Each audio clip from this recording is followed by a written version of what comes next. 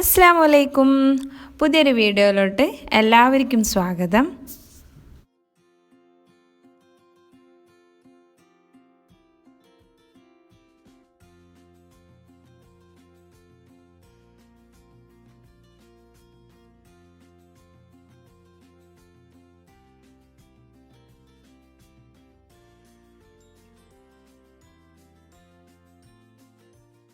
ഈ വീഡിയോയിൽ ഞാൻ 2 ദിവസത്തെ കാര്യങ്ങൾ കാണിക്കുന്നുണ്ട്.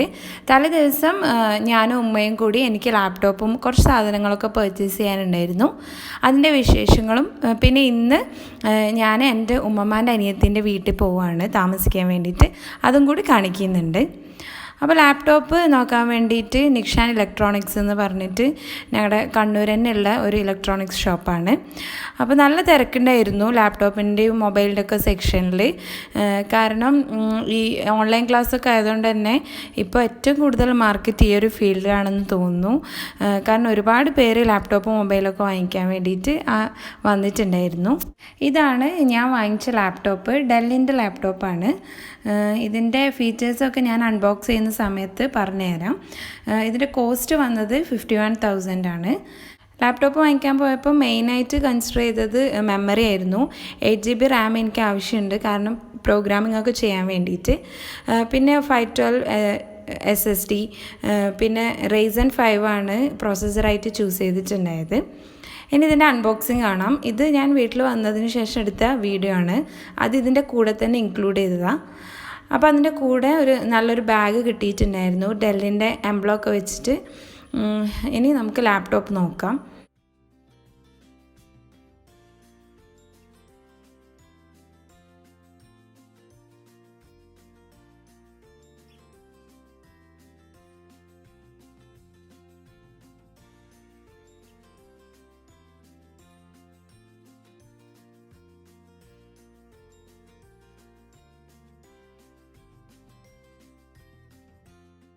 ഈ ബോക്സിൻ്റെ ഉള്ളിൽ ഇതിന് വേണ്ടിയിട്ടുള്ള ചാർജറും പിന്നെ ഒരു ഓപ്പറേഷൻ മാനുവലാണ് ഒരുമിച്ച് കിട്ടിയിട്ടുള്ളത്.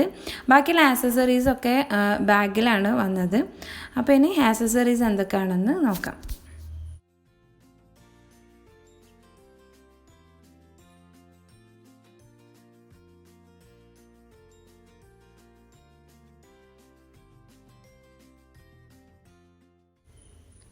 ബാഗിൻ്റെ ഉള്ളിൽ കുറച്ച് ആക്സസറീസ് ഇതിൻ്റെ കൂടെ ലഭിച്ചിട്ടുണ്ടായിരുന്നു. അപ്പോൾ അതെന്തൊക്കെയാണെന്ന് 1 by 1 നോക്കാം.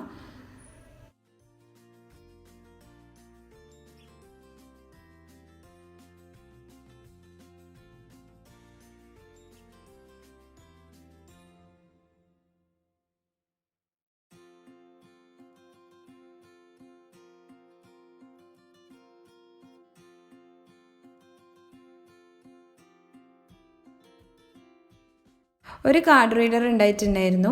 പിന്നെ ഒരു മൗസും ഇതിൻ്റെ കൂടെ ലഭിച്ചിട്ടുണ്ട്. പിന്നെ ഒരു ഹെഡ്സെറ്റ് ലഭിച്ചിട്ടുണ്ടായിരുന്നു. ആ ഹെഡ്സെറ്റൊന്നും ഞാൻ യൂസ് ചെയ്ത് നോക്കിയിട്ടില്ല. ഒരു നല്ല പാക്കേജിങ്ങിലൊക്കെയാണ് വന്നിട്ടുള്ളത്. അതിനത് യൂസ് ചെയ്താൽ അതിൻ്റെ ക്വാളിറ്റി ഒക്കെ മനസ്സിലാവുള്ളൂ.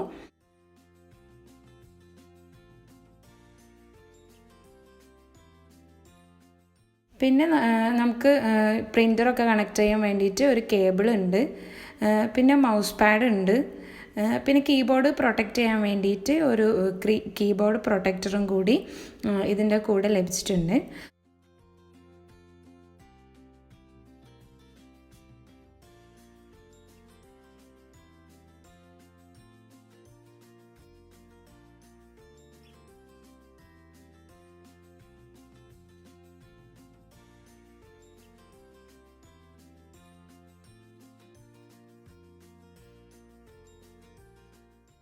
പിന്നെ നമുക്ക് കീബോർഡും സ്ക്രീനൊക്കെ ക്ലീൻ ചെയ്യാൻ വേണ്ടിയിട്ട് ഒരു ക്ലെൻസറും കൂടി തന്നിട്ടുണ്ടായിരുന്നു.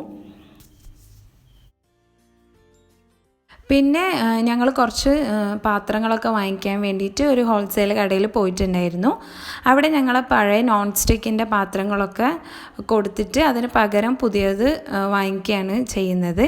അപ്പോൾ സ്റ്റീൽ വേറെ, അലുമിനിയം വേറെ, നോൺ സ്റ്റിക്ക് വേറെ, അങ്ങനെയൊക്കെയാണ് അവർ വെയിറ്റ് ചെയ്യുക. അപ്പോൾ വെയിറ്റിനനുസരിച്ചിട്ടാണ് നമുക്കതിൻ്റെ പ്രൈസ് തരുന്നത്. അത്യാവശ്യം നല്ല പ്രൈസ് അവർ തരുന്നുണ്ട്. പിന്നെ ബാക്കിയുള്ള എമൗണ്ടാണ് നമ്മളവിടെ പേ ചെയ്യേണ്ടത്. അപ്പോൾ ഉമ്മ മസാല ദോശയൊക്കെ ചുടാൻ വേണ്ടിയിട്ട് ഒരു പാനാണ് വാങ്ങിച്ചിട്ടുണ്ടായത്. ആദ്യം ഞങ്ങൾ കാസ്റ്റ് അയണിൻ്റെ പാനാണ് നോക്കിയത്, പിന്നെ നോൺ സ്റ്റിക്ക് തന്നെയാണ് വാങ്ങിച്ചത്.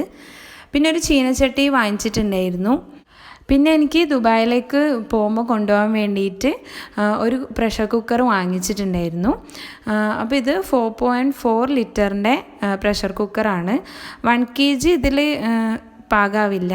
1 kgയിലും കുറച്ച് കുറവാണ് ഇതിൽ കുക്ക് ചെയ്യാൻ പറ്റുള്ളൂ, ബീഫൊക്കെ ആണെങ്കിൽ. അല്ലാതെ മസാല ഒക്കെ 1 kg ഉണ്ടാക്കാൻ പറ്റും. അപ്പോൾ ഇതിൻ്റെ കോസ്റ്റ് വന്നത് 2300 രൂപയാണ്. പിന്നെ ഉമ്മ ഒരു ഓയിൽ ഡിസ്പെൻസർ വാങ്ങിച്ചിട്ടുണ്ടായിരുന്നു. നല്ല പിടിയൊക്കെ ഉള്ള ഓയിൽ ഡിസ്പെൻസറാണ്. അത്യാവശ്യം 250 രൂപയാണ് ഇതിൻ്റെ കോസ്റ്റ് വന്നത്. നല്ല യൂസ്ഫുൾ ആയിട്ടുള്ള ഒരു ഓയിൽ ഡിസ്പെൻസറാണ്. ഇത്രയൊക്കെയാണ് ഷോപ്പിങ്ങിൻ്റെ വിശേഷങ്ങൾ. പിന്നെ പിറ്റേ ദിവസം ഞങ്ങൾ ആമാൻ്റെ വീട്ടിലേക്ക് പോയിട്ടുണ്ടായിരുന്നു. എന്നാൽ അതിൻ്റെ വിശേഷങ്ങൾ കാണാം. അപ്പോൾ ഓസി എല്ലാവരും ഇവിടെ റെഡിയായി നിന്നിട്ടുണ്ട്. അപ്പോൾ ഓസി ബാഗൊക്കെ ഇങ്ങനെ ചെക്ക് ചെയ്ത് നോക്കുകയാണ്, എന്താ സംഭവം എന്നൊന്നും അവന് മനസ്സിലായിട്ടില്ല. ഇനി ഇതൊക്കെ വണ്ടിയിലേക്ക് എടുത്ത് വെച്ചിട്ട് നമ്മൾ പെട്ടെന്ന് തന്നെ ഇറങ്ങുകയാണ്. അപ്പോൾ അനിയത്തി ലഗേജൊക്കെ വണ്ടിയിലേക്ക് എടുത്ത് വെക്കുകയാണ്. ഇനി നമുക്ക് ഓസിൻ്റെ കാർ സീറ്റിലേക്ക് ഇരുത്താം. അവന് ഭയങ്കര ഇഷ്ടമാണ് ആ സീറ്റിൽ ഇരിക്കുന്നത്. കാരണം അത്യാവശ്യം ഹൈറ്റ് ഒക്കെ ഉള്ളത് കൊണ്ട് തന്നെ അവന് വിൻഡോ കൂടി പുറത്തൊക്കെ കാണാൻ വേണ്ടി പറ്റും. പിന്നെ ഉറങ്ങാനും നല്ല കംഫർട്ടബിളാണ്. അതുകൊണ്ട് അവന് ഇരിക്കാൻ വേണ്ടിയിട്ട് വാശിയൊന്നുമില്ല, ഇരിക്കില്ല എന്നുള്ള പ്രശ്നമൊന്നുമില്ല. അവനെന്നും അതിൽ തന്നെയാണ് ഇരിക്കാറ്. അവന് ഇഷ്ടമാണ് അതിലിരിക്കുന്നത്. അപ്പോൾ പലരും ചോദിച്ചിട്ടുണ്ട് അവൻ അതിലിരിക്കുമോ എന്നൊക്കെ ഉള്ള കാര്യം. അപ്പോൾ അവൻ നല്ല കംഫർട്ടബിളാണ് അതിൽ. പോവാ, ബായ് പറഞ്ഞേ, ബായ് ബായ് പറഞ്ഞേ, ബായ്.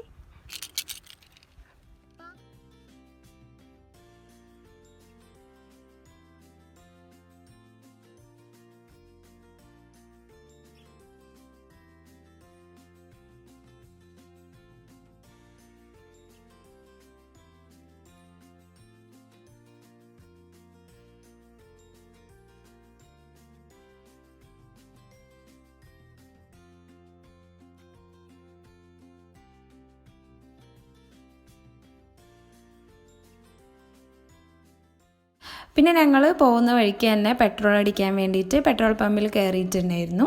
ഇത് ഞങ്ങളുടെ നാട്ടിൽ തന്നെ ഉള്ളതാണ്. എൻ്റെ വീട്ടിൽ നിന്ന് ഒരു 3-4 കിലോമീറ്റർ അപ്പുറമാണ്. അപ്പോൾ ഇവിടുന്ന് തന്നെ പെട്രോൾ അടിച്ച് പോവുകയാണ്. പിന്നെ നമ്മൾ വേറെ എവിടെയും സ്റ്റോപ്പ് ചെയ്യണ്ടെന്ന് വിചാരിച്ചു.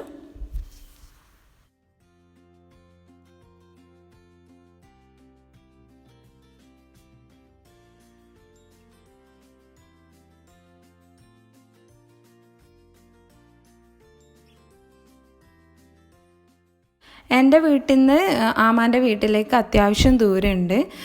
ഓൾമോസ്റ്റ് ഒരു 28 കിലോമീറ്ററൊക്കെ ഡിസ്റ്റൻസ് ഉണ്ട് എൻ്റെ വീട്ടിൽ നിന്ന് അവിടത്തേക്ക്. 45 മിനിറ്റ്സ് ഒക്കെ വേണ്ടി വരും അവിടെ എത്താൻ വേണ്ടിയിട്ട്. അപ്പോൾ ഞങ്ങൾ വീട്ടിൽ നിന്ന് ഇറങ്ങാൻ തന്നെ കുറച്ച് ലേറ്റായിട്ടുണ്ടായിരുന്നു. നേരത്തെ ഇറങ്ങണം എന്നൊക്കെ വിചാരിച്ചതാണ്, പക്ഷേ എല്ലാം കൂടി ഒരുങ്ങി വന്നപ്പോഴത്തേക്കും ടൈം ലേറ്റായി. പിന്നെ അനിയന് ഓൺലൈൻ ക്ലാസ്സും അനിയത്തിക്ക് ഓൺലൈൻ ക്ലാസ്സൊക്കെ ഉള്ളതുകൊണ്ടാണ് കുറച്ച് കൂടി ലേറ്റായി പോയത്.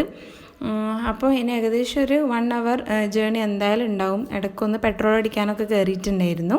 ഇത് മുയ്യം എന്ന് പറഞ്ഞ സ്ഥലമാണ്. ഇവിടെ സമ്മർ സീസണിലൊക്കെ നല്ല ഫ്രഷ് വെജിറ്റബിൾസ് ഇവിടെ നിന്നുള്ള ആൾക്കാർ തന്നെ കൃഷി ചെയ്തിട്ട് ഈ പാടത്ത് കൃഷി ചെയ്തിട്ട് റോഡരികിലൊക്കെ വിൽക്കാൻ വെച്ചിട്ടുണ്ടാവും. അപ്പോൾ ആ സമയത്ത് ഞങ്ങൾ ഇതുവഴി പോകുമ്പോഴൊക്കെ ഇവിടുന്ന് വെജിറ്റബിൾസ് വാങ്ങിക്കാറുണ്ടായിരുന്നു. പെസ്റ്റിസൈഡ്സ് ഒന്നും അടിക്കാതെ നല്ല ഫ്രഷ് വെജിറ്റബിൾസാണ് ഇവിടുന്ന് ലഭിക്കുക. ഇപ്പോഴും ഇവിടെ നെൽകൃഷിയൊക്കെ നടക്കുന്നുണ്ട്. നല്ല ഭംഗിയാണ് ഈ ഒരു ഏരിയ കാണാൻ വേണ്ടിയിട്ട്. പിന്നെ ഞങ്ങൾ മെയിൻ റോഡ് എന്ന് പറയുന്നത് NH ആണ്. NHലൂടെയാണ് ശരിക്കും പോവേണ്ടത്. പിന്നെ ഞങ്ങൾ കുറച്ചുകൂടി ഷോർട്ടാക്കിയിട്ട് ഈ ഒരു റൂട്ടിലൂടെയാണ് ഇപ്പോൾ പോവാറുള്ളത്. ഇത് കുറച്ചുകൂടി ഷോർട്ടാണ്. പിന്നെ അത്ര വലിയ തിരക്കൊന്നും ഉണ്ടാവില്ല ഈ റോഡിലൂടെ പോകുന്ന സമയത്ത്. NH ആകുമ്പോൾ നല്ല റഷായിരിക്കും. പിന്നെ കുറച്ച് ഡിസ്റ്റൻസും കൂടുതലാണ്.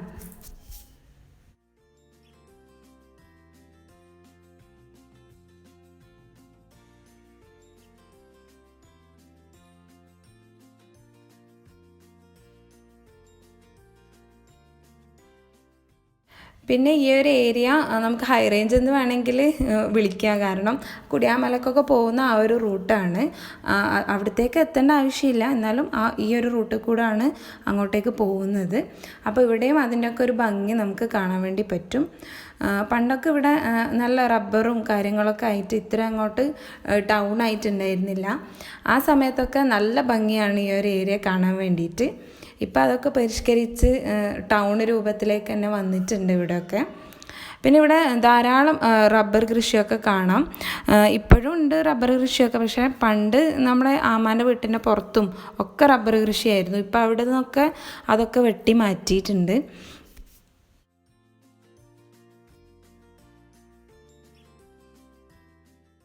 വണ്ടിയിൽ കയറിയപാട് തന്നെ ഓസി ഉറങ്ങിയിട്ടുണ്ടായിരുന്നു. പിന്നെ അവിടെ എത്തിയതിന് ശേഷമാണ് അവൻ എണീറ്റത്. പിന്നെ ഏകദേശം നമ്മൾ അവിടെ എത്താറായിട്ടുണ്ട്. ഓൾമോസ്റ്റ് ഒരു 1 hour ആവാറായി നമ്മൾ പുറപ്പെട്ടിട്ട്. ഇപ്പോൾ ഒരു 3 മണിയൊക്കെ കഴിഞ്ഞിട്ടുണ്ട്.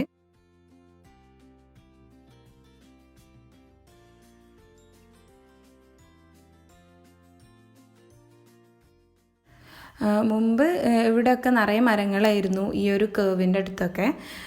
അപ്പം നല്ല ഭംഗിയായിരുന്നു ഈ ഒരു ഏരിയ ഒക്കെ കാണാൻ വേണ്ടിയിട്ട്. ഇപ്പം മരങ്ങളൊക്കെ മുറിച്ചിട്ട് അവിടെയൊക്കെ വീടുകൾ വന്നിട്ടുണ്ട്. ഞാൻ ഏകദേശം 1 വർഷത്തോളമായി ഇവിടേക്കൊക്കെ വന്നിട്ട്. അപ്പോൾ ഞാൻ പോകുന്നതിൻ്റെ മുന്നേ വന്നതാണ്.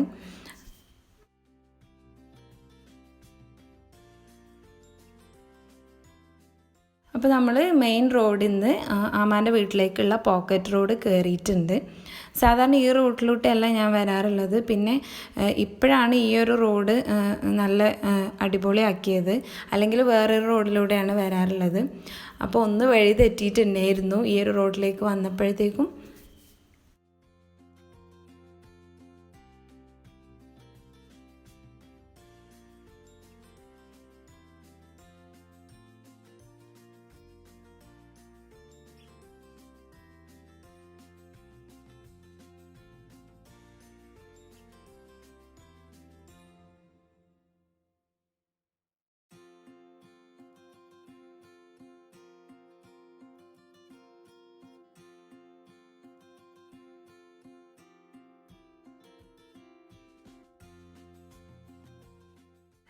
പിന്നെ പോകുന്ന വഴിയിൽ ഒരു ആൽമരം കാണാം. അപ്പോൾ ഇത് കണ്ടപ്പോൾ അനിയനൊക്കെ ഭയങ്കര സന്തോഷമായിരുന്നു. പൊതുവെ ഇത്രയും വലിയൊരു ആൽമരം ഇപ്പോൾ എവിടെയും കാണാനില്ല. റോഡ് ഏരിയയിലൊക്കെ ഉള്ളതൊക്കെ വെട്ടി മാറ്റാറാണ് പതിവ്. അപ്പോൾ ഞങ്ങൾ ഒന്ന് അവിടുന്ന് സ്ലോ ആക്കിയിട്ട് അതൊക്കെ ഒന്ന് കണ്ടിട്ടാണ് പോയത്. അപ്പം ഇവിടെ ആമാൻ്റെ വീട് എത്തിയിട്ടുണ്ട്. അനിയൻ പോയിട്ട് ഇനി ഗേറ്റ് ഒന്ന് ഓപ്പൺ ആക്കണം.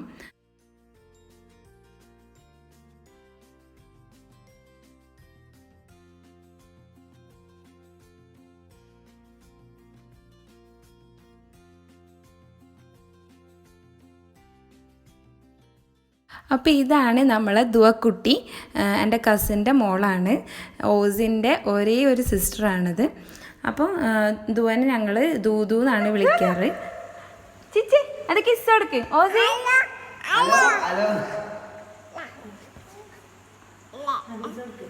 കിസ് കൊടുക്ക്, കിസ് കൊടുക്ക്. പിന്നെ ഞങ്ങൾ ജ്യൂസൊക്കെ കുടിച്ച് വേഗം തന്നെ ഭക്ഷണം കഴിക്കാൻ വേണ്ടിയിട്ട് ഇരുന്നിട്ടുണ്ടായിരുന്നു. കാരണം അല്ലെങ്കിൽ ലേറ്റായിട്ടുണ്ടായിരുന്നു. അപ്പോഴത്തേക്കും ആമെല്ലാം റെഡിയാക്കി വെച്ചിട്ടുണ്ടായിരുന്നു. അപ്പോൾ നല്ല ബിരിയാണിയും ചിക്കൻ ഫ്രൈയും ഒക്കെ ഉണ്ടായിട്ടുണ്ട്. പിന്നെ ബാക്കിയുള്ള വിശേഷങ്ങളൊന്നും എനിക്ക് വീഡിയോ എടുക്കാൻ വേണ്ടിയിട്ട് ടൈം ഉണ്ടായിരുന്നില്ല. കാരണം ഞങ്ങൾ അവിടുന്ന് എൻജോയ് ചെയ്യലായിരുന്നു. പിന്നെ പിറ്റേ ദിവസം ഞങ്ങൾ ഗ്രില്ല് ചെയ്തിട്ടുണ്ടായിരുന്നു, ബാർബിക്യൂ ചെയ്തിട്ടുണ്ടായിരുന്നു. അതൊന്നും വീഡിയോ എടുക്കാൻ വേണ്ടിയിട്ട് ആക്ച്വലി വിട്ടുപോയതാണ്. കാരണം ആ ഒരു ബഹളത്തിൻ്റെ ഇടയ്ക്ക് അതൊന്നും ഓർമ്മ ഉണ്ടായിട്ടുണ്ടായിരുന്നില്ല. പിന്നെ ഈ ഒരു ഫിഷ് ടാങ്കൊക്കെ അപ്പം തന്നെ ഉണ്ടാക്കിയതാണ്. ഗ്ലാസും ഫെവിക്കോളൊക്കെ വെച്ചിട്ട് ഇങ്ങനെ കമ്പാർട്ട്മെൻറ്റ്സ് ആക്കിയിട്ട് ഉണ്ടാക്കിയതാണ് ഫൈറ്റർ ഫിഷിനൊക്കെ ഇടാൻ വേണ്ടിയിട്ട്.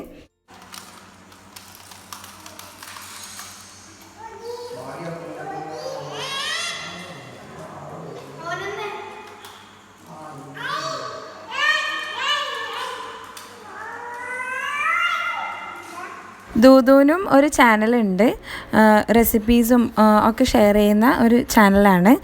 അപ്പോൾ എല്ലാവരും ടൈം കിട്ടുകയാണെങ്കിൽ ആ ചാനലും കൂടി ഒന്ന് പോയി സബ്സ്ക്രൈബ് ചെയ്യുക. ഫുഡ് ട്യൂബ് വിത്ത് ദുവ എന്നാണ് ചാനലിൻ്റെ പേര്. വീണ്ടും പുതിയ വീഡിയോസും റെസിപ്പീസൊക്കെ ആയിട്ട് കാണാം. വീഡിയോ ഇഷ്ടമായെങ്കിൽ ലൈക്ക് ചെയ്യാനും ഷെയർ ചെയ്യാനും മറക്കല്ലേ. ചാനൽ ഇതുവരെ സബ്സ്ക്രൈബ് ചെയ്യാത്തവരാണെങ്കിൽ please consider subscribing. Bye bye and thank U.